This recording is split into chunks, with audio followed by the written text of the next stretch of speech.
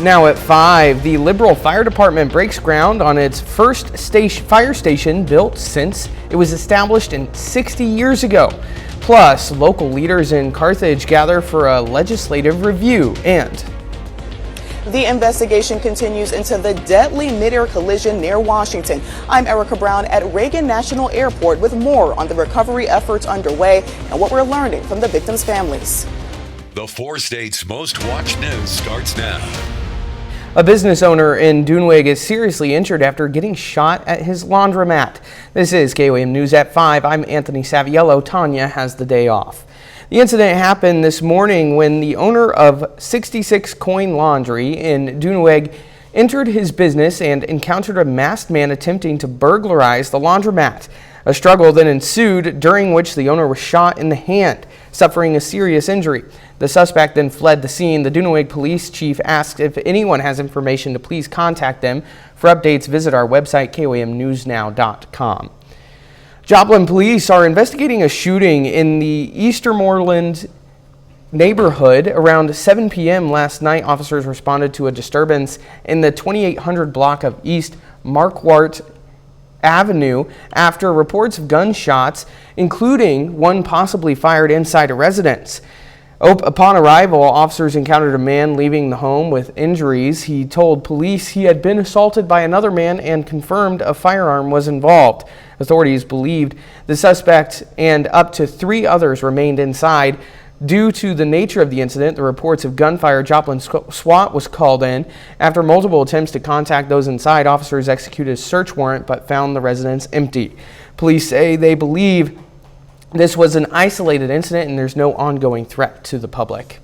Let's check in with Chief Meteorologist Doug Hetty for a first look at weather. Yeah, it was cloudy and dreary outside today. Very foggy last night into the morning hours. And again, we're going to get some patchy fog out there once again later on tonight. Chilly, but temperatures right where they should be for this time of the year. Most of us kind of sitting into the mid-40s out there right now. A little bit warmer western counties where they've picked up a little bit of sunshine over the past few hours. Now the fog kind of builds back in. It's going to be late tonight. So we're talking after 2-3 o'clock in the morning. Patchy fog across the region, but some areas will see visibilities under half a mile, maybe even under a quarter of a mile at times. Slide back through the 40s, still a little bit of drizzle around as we go through the overnight hours.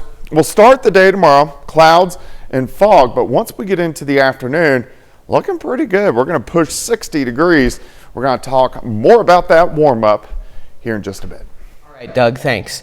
The Liberal Fire District breaks ground on a brand new fire station. This marks the first station built and owned by the district since 1964. Currently, all fire trucks are housed in the City of Liberal's buildings, and the station itself has moved locations 3 times. However, with this new facility, the fire chief says the building provides more space to house station trucks, train new staff members, and have more adequate equipment. Really a big deal for us because we have been a member-supported fire department for so many years and struggled to make ends meet. Just last year, we just became a tax-supported fire protection district, and now we have money to buy better, newer equipment and to build a station. And this is a really big deal for this little town. The fire chief says he hopes to have the facility finished by the end of this year.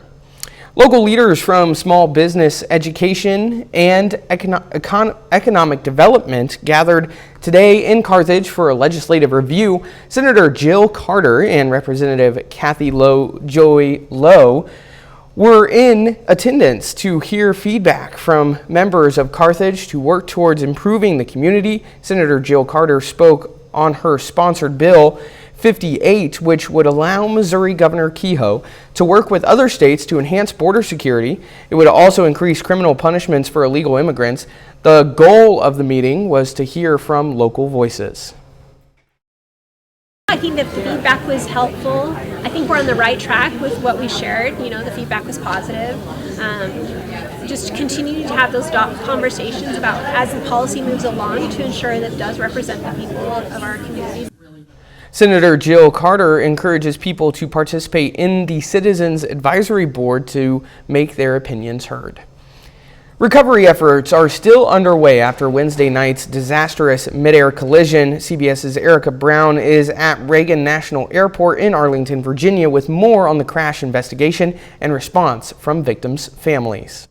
Recovery teams are still at work trying to retrieve bodies and wreckage from the icy Potomac River. We expect to recover all of the bodies. We're going to have to work with the salvage company to do some of that work. Nearly 50 investigators from the National Transportation Safety Board are looking into the devastating collision of American Airlines Flight 5342 and a Black Hawk helicopter. Investigators recovered the plane's black boxes, which they hope contain a record of crucial flight details. Give us a lot of data points.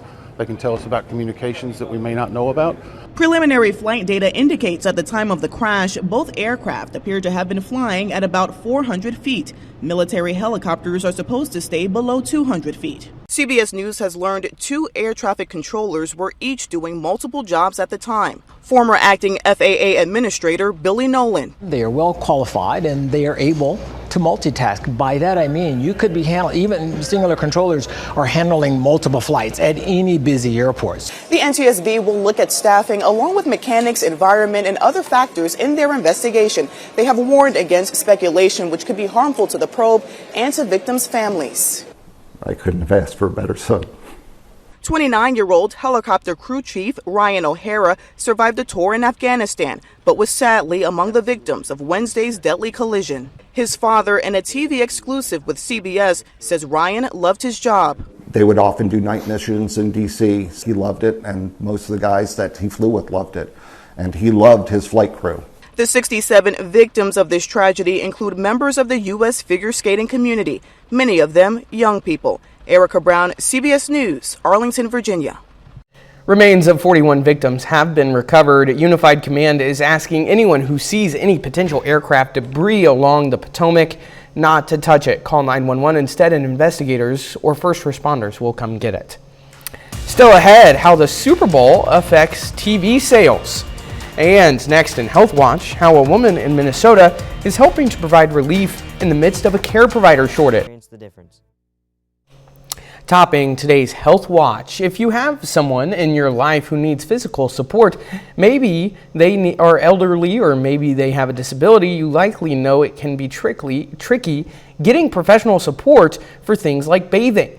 There's a personal care attendant shortage. Susan Elizabeth Littlefield has more on how a Minneapolis woman with a knack for pampering people is stepping in. Hanifa King is on a mission. Now what we're going to do is we're going to remove the cleanser. She wants to help clean skin. She owns Glow Skin Spa, an esthetician by trade. She's a giver by nature. Look, every day somebody needs help.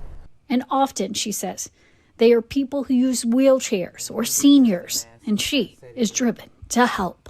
I wouldn't say it comes from really not being able to take care of my grandparents, them being in another state as they aged, and just not being able to care for them how I wish I could really fuels me to do what I do. And what she does is help people like Helen. I thought I had strep throat. Come to find out it was cancer. Throat and neck cancer. She conquered dozens of chemo and radiation rounds, a journey that's still humbling. I have family, but you don't want your family seeing you at your lowest. So in between facials and with health department approval, Hanifa is going to homes to help bathe people who need assistance. Oh, I'm glowing like $1 million. And her services are being well received. Then she came in with her gentle hands. I want you to get back on the level where you was. And I'm like, wow. There's a real depth to doing. I know what taking care of it will do. And so do a lot of people who are living it. Just think, like, people just not being turned over properly. You get bed sores and things like that. So I think just having someone come in to exfoliate the skin is really a good thing to do. She's been flooded with requests and hopes to hire more people. Susan Elizabeth Littlefield, CBS News. Well, we know that social isolation takes a toll on your physical health. Now, a study published in JAMA Network shows the risk factors that can lead to loneliness. The The research showed people who live in rural areas, are unemployed or have low incomes or suffer from chronic diseases are more likely to be socially isolated, with depression being the biggest risk factor. Another good reason to floss. People who floss once a week have a lower risk of stroke. An American Heart Association study suggests oral health is linked to overall health. Researchers say regular flossing lowers the chance oral infections and inflammation and encourages other healthy habits. That's a look at today's health news. A little later, a 10-year-old from Joplin is in Los Angeles for the Grammys, but not as a spectator. He's there as a nominee. Plus, we're going to see a nice big warm-up as we head into the weekend. Well, it turned out to be a little bit of a gloomy Friday for us today. Very thick fog for us last night. Burn off during the morning hours, but kind of on and off drizzle throughout the day. Still a nice shot of our Indigo Sky Casino and Resort Indigo just outside of Seneca, Missouri. But the clouds, most of us are still seeing those, and we will as we go through the evening hours. We'll slide back through the 40s, eventually down into the mid-30s a little bit later on tonight. It is a little bit warmer on the Kansas side, where you have actually had a little bit of sunshine, so temperatures are mainly sitting into the middle 50s. Now the fog is going to build back in later on tonight. Not quite as thick as what we did have last night, but still we're going to have a lot of areas that visibility is under a half a mile. So if you are going to be on the roads late tonight into tomorrow morning, make sure you watch out for that. Winds will start to pick up on Saturday, so in return that will burn off the fog, but we're going to have winds gusting 20 upwards to 30 at times. In return, that helps our temperatures warm up. It stays breezy all the way into Sunday as well, but just not quite as strong on Sunday afternoon. One storm system rotating out. Still see the clouds kind of hanging tough, but breaking up very quickly. So this storm system is moving across the eastern third of the country. Here's another storm system to the west. This is mainly going to stay north of us, but we are going to get the clouds from it, especially on Sunday, also into Monday. Let me take you through time tonight. Again, we get that fog building in. Mid-30s, fog burns off during the morning hours. By the noon hour, most of us 50 to about 52, 53, 54 degrees. By the afternoon, sunshine, it's going to be windy. Temperatures, most of us 58, 59, maybe 60 degrees in our southern counties. As we go into Saturday night, here comes some mid and upper level clouds, but not near as cold as what we are going to see tonight. Then Sunday looks fantastic. We get partly sunny skies. We are going to get some mid and upper level clouds, but temperatures for highs into the mid 60s, 62 in Nevada, 66 Miami, 66 in Bella Vista, 64 in Chanute. So that's pretty good. And then Sunday night, we drop back into the upper 40s to near 50. All right, so here's your weekend breakdown. 59 Saturday, 64 on Sunday.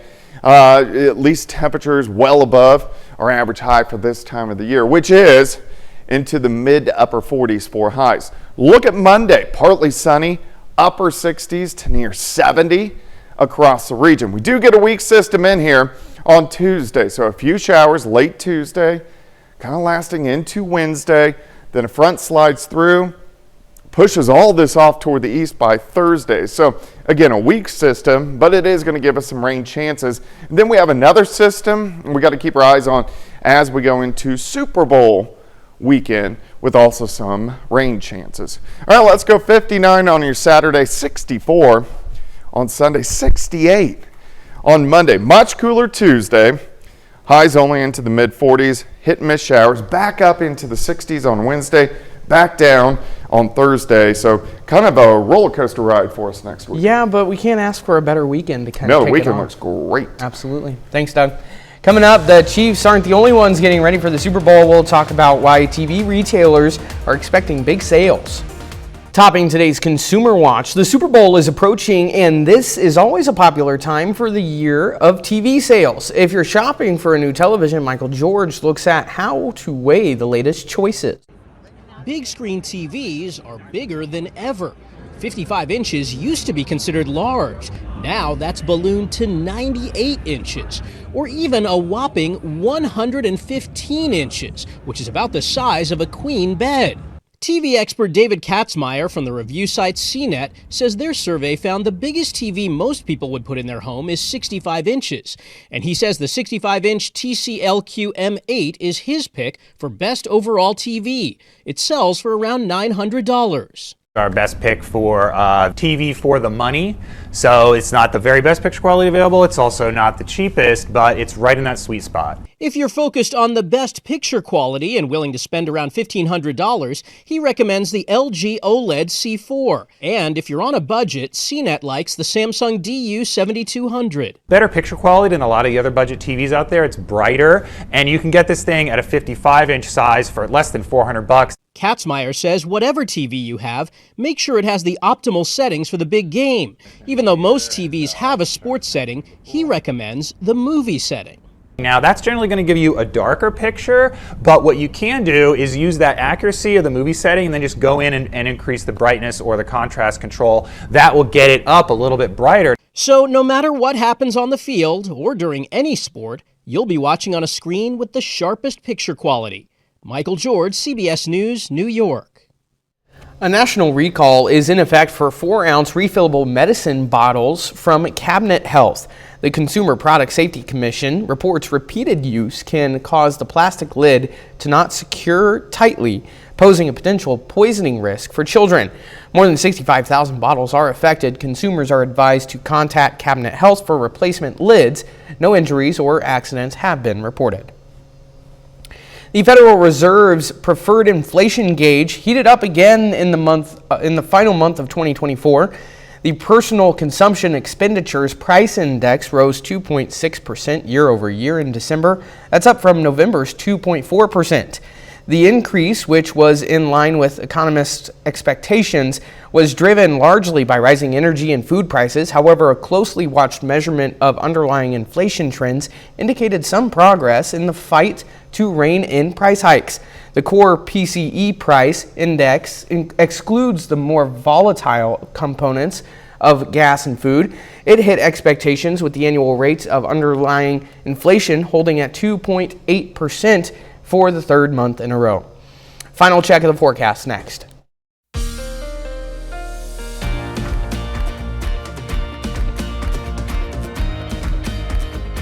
Up next on the CBS Evening News, we go on the road in New Jersey where we meet a security guard with his own exhibit in one of the world's greatest museums. Then on the KOAM News at 6, we'll have more on the groundbreaking that took place for the Liberal Fire Department. Plus, local pharmacists are asking for legislative help against companies trying to control the drug market. And the Galena Mining and Historical Museum invites the public out to a Kansas statehood celebration. Stay with us for the CBS Evening News, then KOAM News at 6. A young man in Joplin, Missouri has found himself in Los Angeles this weekend after landing himself a Grammy nomination. Tristan Wilder Hallett was a part of the original Casey Lyrics recording of The Shining Opera. That recording has been nominated for a Grammy this year. Tristan, who played Danny Torrance in the album, has a history of winning awards for dance. This Sunday, he, alongside his mother, will find out if they will come home with one of music's most coveted awards. Not at all. It was just, when we found out, I thought I had made a mess of some sort because my mom was in the office and she yelled, "Tristan!" Then I ran and hid because I thought I was in trouble. Then she said, "You got The Shining!" I'm like, yes! I would describe him as a young Renaissance man. He is capable of being an engineer, being an actor, appreciating poetry, classical music, playing baseball, and being a normal kid and building. You can see my full interview with Tristan and his mother tomorrow on the weekend edition of KOAM News. Not every day you get nominated for a Grammy. No, that's pretty cool. Isn't that? Only being 10 years old. And being a part of something like that, that's good luck cool. to them. Yeah, absolutely. All right, weather-wise, as we head into the weekend, temperatures really warm up. 59 for you tomorrow. It is going to be windy. 64 on Sunday, but the weekend overall looks great. Even warmer as we head into Monday. Then we're going to get in some rain chances Tuesday, Wednesday, Thursday. of next week. Sure, I'll take this weekend weather while we have it, though. Thanks for joining us. The CBS Evening News is next. Of course, we'll be right back here at 6. Have a great evening.